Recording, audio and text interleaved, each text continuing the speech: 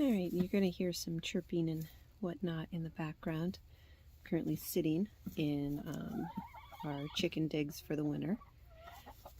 During the summer, spring, and fall, not all of both of those seasons, but a good deal of it, we have the chickens are in a mobile coop and they move all over our backyard.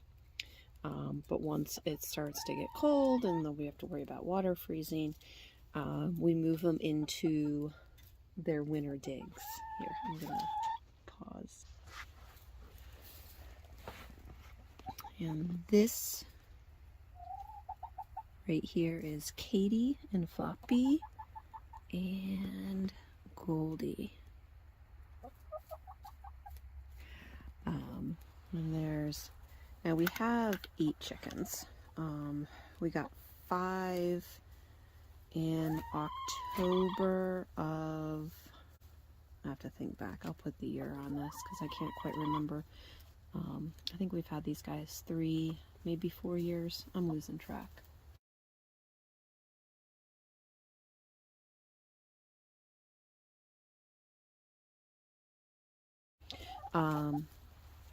And then we got 3 more a summer or 2 later. Again, I have to look back at my pictures to figure out what. So the first 5 all got names. And then the next 3 we called the chicks. And they continue to be called the chicks. So what we have here is, this is actually a cattle panel trellis. This is where we plant our winter squash. Let's see. During the summer, and we trellis the winter squash up the sides. And then once it gets cold, we use my husband's experience from working in a greenhouse for a number of years, and we make it kind of like a little high tunnel. So it's covered in plastic. We bed really deep with leaves and hay. Right now we just have a couple bales of hay there blocking the wind, providing a little extra shelter. My husband just pulled in. So. Alright, so here are Lay's kind of hanging out with me. Let's see, Katie's over on the left pecking at the cardboard. Shia is in the middle, and this is Floppy. They do look different once you get to know them. Over there, those 3 are what we call the chicks because we got them all at the same time. The girls have names for them, but I don't remember what they are. And we've got one more. I don't know where she is. But kind of the general layout here. We've got a real deep bed of leaves, and then I added some hay for some more insulation as we were getting colder. So this, and they also have a run that's not covered. We've had so much snow lately that they have not been utilizing that. That also is really deep in leaves.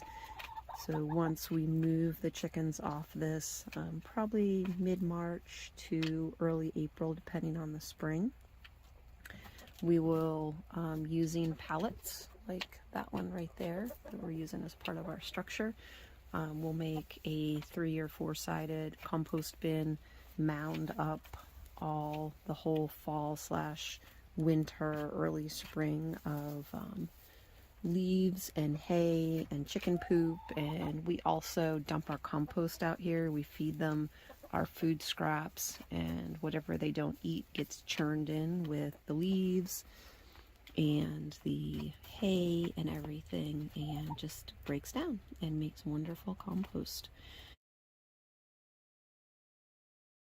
So typically I don't use that until it's had a decent amount of time to break down, because chicken manure is pretty hot. So that's typically what I'll top the garden with in the fall, or like as beds finish, I'll do a layer of the compost on top before I plant the next thing. So we have their feeder hanging just by a string and a carabiner there from the top of the the cattle panel arch. And that's actually 2 pallets stacked on top of each other. There's a bigger one and then a smaller on top. So just to give you an idea how deep the bedding is, you can't even see the bottom one. It's kind of like a hot plate that it's on.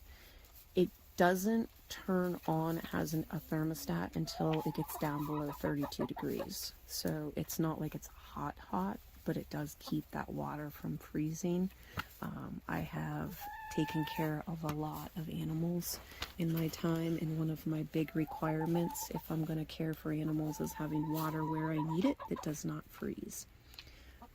So that system right there works really well for us. If it gets like really cold for many days, it may freeze at the bottom. Like we may have to chip a little ice out, but not too bad.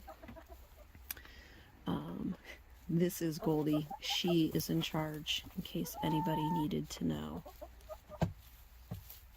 And then this is Shia, the girl's absolute favorite. So you'll see, like, as I'm sitting here, the chicks are lower in pecking order. But you'll see them pecking through the hay, so they're eating seeds, they're eating leaves off of it. Gives them something to do, keeps them occupied. Got some guys eating in the back there. So just having that in the bottom gives them something to mess around with, keep them occupied, keep them stimulated through the winter when they're not getting to move to fresh grass multiple times a day. We are expecting them to start laying again here soon, typically early February as we get more daylight. We start getting eggs again. When the days start getting really short, just, they start shutting down from laying eggs because nature dictates that they don't want to be trying to raise a litter of chicks when... Hi, Goldie. Here, let's see if I can turn the camera around. I think Goldie's coming in to visit. Just checking me out. It's interesting. During the summer, when they're in the mobile coop and we're moving them every day, and a lot of times we're hand picking bugs out of the garden and take them up to them, they're extremely friendly.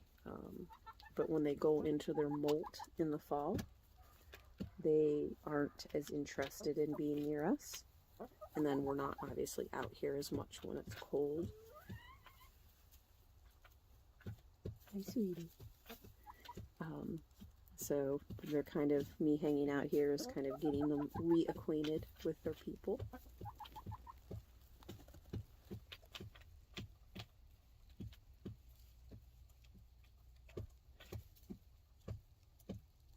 They're very curious. It is fun to kind of sit out here and just observe them and their personalities, their chickenalities.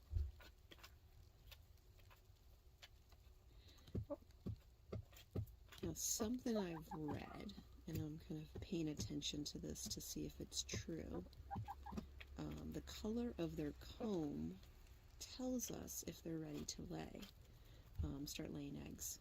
So the redder the comb, and the more that's an indication they're getting ready to lay. There's a puppy on the other side of the fence barking at me.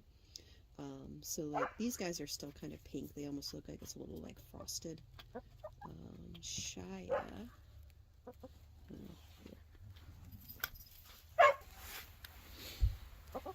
If you can see Shia over there, she's the barred rock, the black and white one, furthest one over behind. I feel like her crown is starting to get a little redder, so she might be getting closer. So, well, my husband's home, the dog is barking, so can say goodnight to the chickens. There's Floppy, and there's one of the chicks.